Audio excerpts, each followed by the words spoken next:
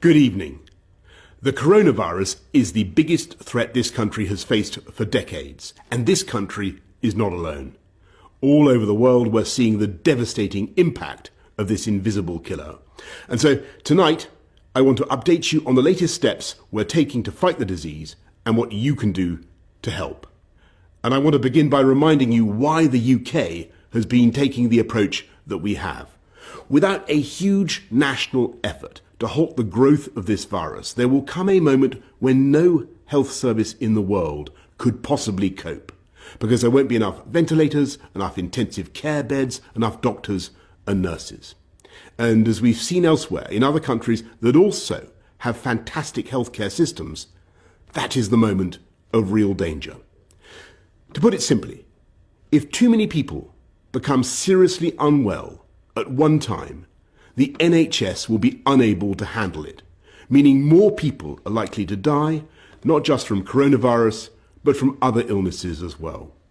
So it's vital to slow the spread of the disease, because that is the way we reduce the number of people needing hospital treatment at any one time, so we can protect the NHS's ability to cope and save more lives. And that's why we've been asking people to stay at home during this pandemic.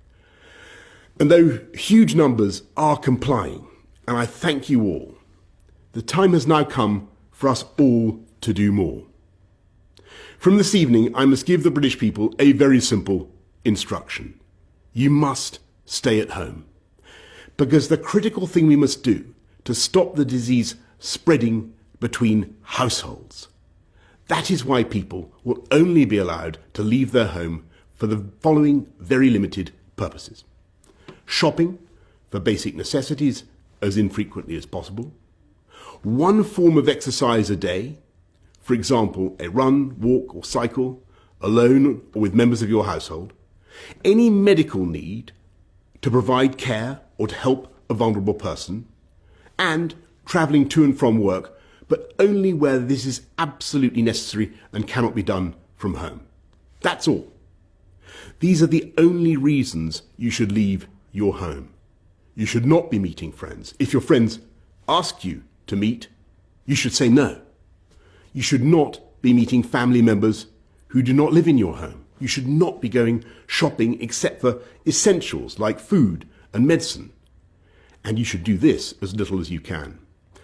And use food delivery services where you can. If you don't follow the rules, the police will have the powers to enforce them, including through fines and dispersing gatherings. To ensure compliance with the government's instruction to stay at home, we will immediately close all shops selling non-essential goods, including clothing and electronic stores, and other premises, including libraries, playgrounds and outdoor gyms and places of worship. We'll stop all gatherings of more than 2 people in public, excluding people you live with. And we'll stop all social events, including weddings, baptisms and other ceremonies, but excluding funerals. Parks will remain open for exercise, but gatherings will be dispersed. No Prime Minister wants to enact measures like this. I know the damage that this disruption is doing and will do to people's lives, to their businesses and to their jobs.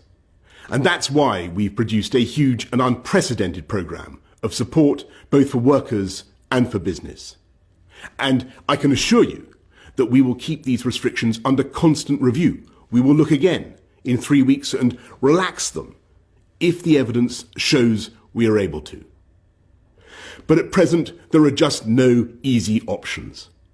The way ahead is hard, and it is still true that many lives will, sadly, be lost. And yet it is also true that there is a clear way through. Day by day, we are strengthening our amazing NHS with 7,500 former clinicians now coming back to the service. With the time you buy by simply staying at home, we are increasing our stocks of equipment. We are accelerating our search for treatments. We're pioneering work on a vaccine.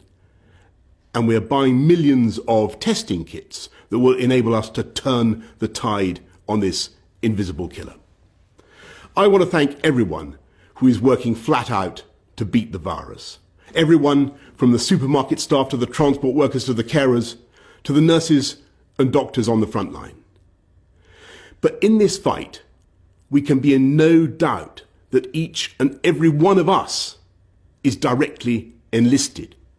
Each and every one of us is now obliged to join together to halt the spread of this disease, to protect our NHS and to save many, many thousands of lives. And I know that as they have in the past, so many times, the people of this country will rise to that challenge and we will come through it stronger than ever. We will beat the coronavirus and we will beat it together. And therefore, I urge you at this moment of national emergency to stay at home, protect our NHS and save lives. Thank you.